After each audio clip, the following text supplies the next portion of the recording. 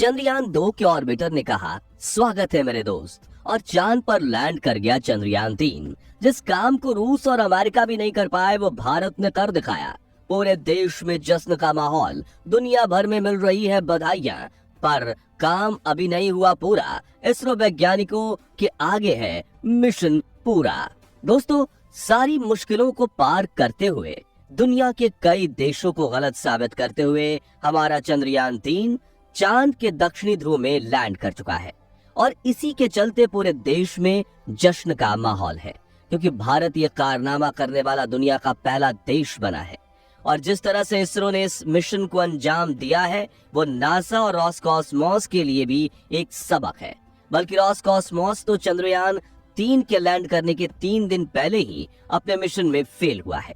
ये अपने आप में एक बहुत बड़ी बात है। जिस मिशन को रूस की स्पेस एजेंसी पूरा नहीं कर पाई उसे हमारे इसरो ने कर दिखाया।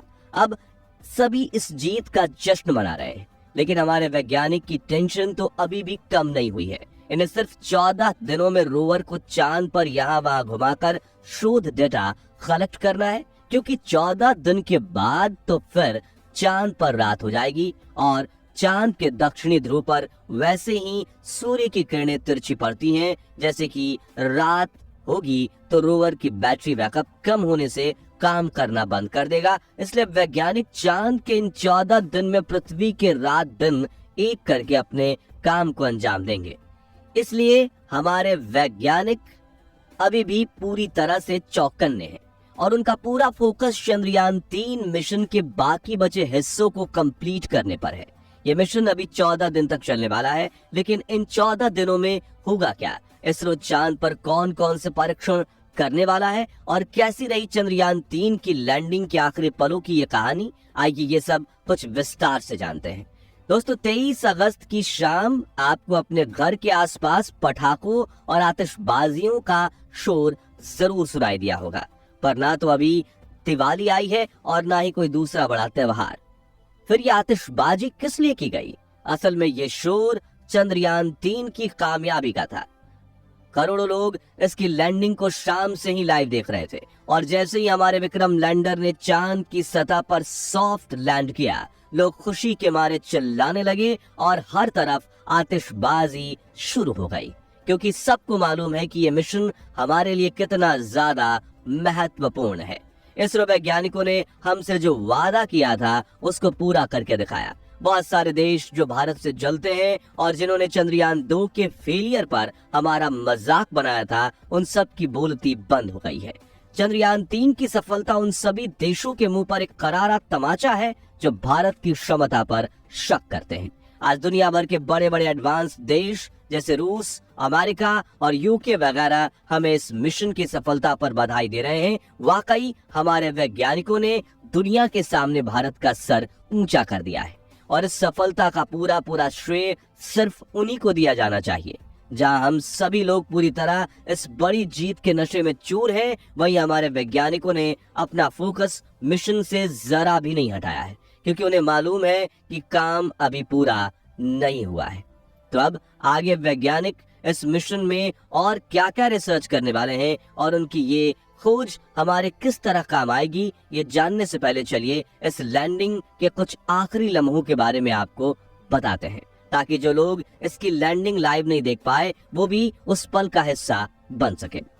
दोस्तों, हमारे चंद्रयान 3 का विक्रम लैंडर 17 अगस्त के दिन अपने प्रपल्शन मॉड्यूल से अलग हुआ था और सही मायनों में देखें तो इसी सेपरेशन के साथ उल्टी गिनती लैंडिंग की चालू हो गई थी। दरअसल इसके बाद विक्रम लैंडर को बहुत तेजी से चांद की सतह की तरफ नीचे लाया गया, जिसके चलते 3 दिन के अंदर यानी 20 अगस्त को सतह से इसकी दूरी सिर्फ 25 किलोमीटर रह गई। यहाँ से विक्रम लैंडर को इसकी लैंडिंग साइट की तरफ लूनर ग्रेविटी की मदद से फ्री फॉल कराया गया। इस दौरान ये हमें चांद के अलग अलग एंगल से ली गई तस्वीरें और फोटोज भी भेजता रहा, जिन्हें आप इस समय अपनी स्क्रीन पर देख रहे हैं। और यही वो पल था जब चंद्रयान 2 के ऑर्बिट ने इसके साथ कनेक्शन बनाकर इसको वेलकम बडी का मैसेज किया, जिसका मतलब होता है स्वागत है मेरे दोस्त। विक्रम लैंडर ने चांद के बेहद करीब जाकर इसके जो फोटो और वीडियोस कैप्चर किए, उन्हें देखकर हम लोगों को तो बहुत खुशी हुई, लेकिन वैज्ञानिकों की नजर में ये तस्वीरें चिंता को बढ़ाने वाली थी। दरअसल इन तस्वीरों को देखकर यह एहसास हुआ कि वाकई चांद के इस हिस्से में काफी सारे गड्ढे हैं और ये हर जगह हद से ज्यादा उबड़ खाबड़ है। इसको देखकर एक पल के लिए हमारे वैज्ञानिक भी चिंता में पड़ गए थे कि विक्रम लैंडर इतनी खराब जगह में कैसे लैंड कर पाएगा, लेकिन फिर भी वैज्ञानिकों ने खुद पर भरोसा रखा और प्लान के अनुसार लैंडर को आगे बढ़ाते रहे। आखिरकार वो पल आ गया जब विक्रम लैंडर चांद की सतह पर उतरने के बिल्कुल करीब था।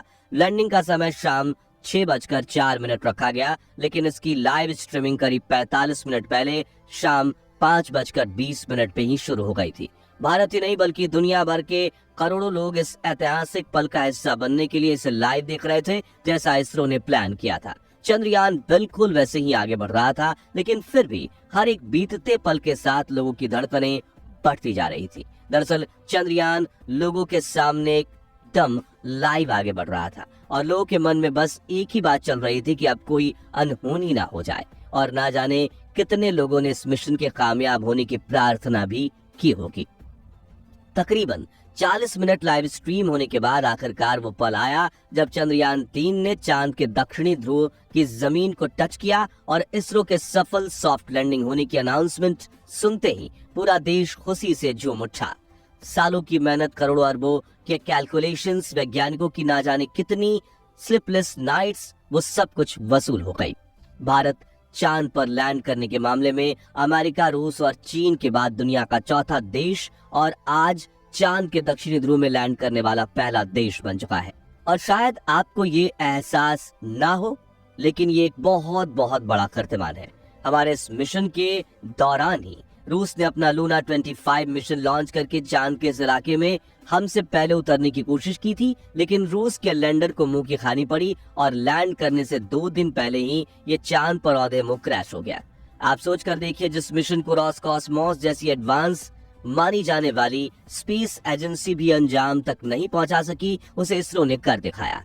और अब इसरो को दुनिया में वो पहचान और वो इज्जत मिल रही है जिसका ये बहुत समय से हकदार था। खैर, ये तो हुई लैंडिंग की कहानी, पर अब आगे 14 दिनों तक हमारे वैज्ञानिक इस मिशन में कौन कौन से रिसर्च करने वाले हैं और 14 दिन पूरे होने के बाद विक्रम लैंडर का क्या होगा, चलिए आपको बताते हैं। दोस्तों, सबसे पहले तो आपको बता दें कि हमारे विक्रम लैंडर के साथ प्रज्ञान रोवर को भी चांद पर भेजा गया है और अब चांद पर जितना भी रिसर्च का काम होगा वो हमारे इसी 6 पहियों वाले रोवर की मदद से किया जाएगा। दरअसल प्रज्ञान एक रोबोटिक रोवर है जो चांद के अलग हिस्सों में जाकर उसकी सतह के सैंपल कलेक्ट करेगा और फिर उन पर अलग अलग टेस्ट किए जाएंगे। इसके अलावा इस मिशन में चांद के वायुमंडल, भूकंप और वहां मौजूद पानी की खोज भी की जाएगी। इतना ही नहीं, विक्रम लैंडर से अलग होकर जो प्रपल्शन मॉड्यूल चांद की कक्षा में चक्कर काट रहा है वो भी आने वाले कुछ महीनों या हो सकता है कुछ सालों तक ऐसे ही घूमते हुए अलग अलग तरह के रिसर्च को अंजाम दे।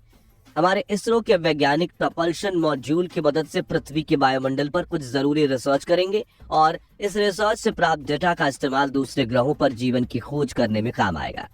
अब सबसे अहम सवाल है कि 14 दिन के रिसर्च पूरी होने के बाद विक्रम लैंडर और बाकी सारे उपकरणों का आखिर होगा क्या।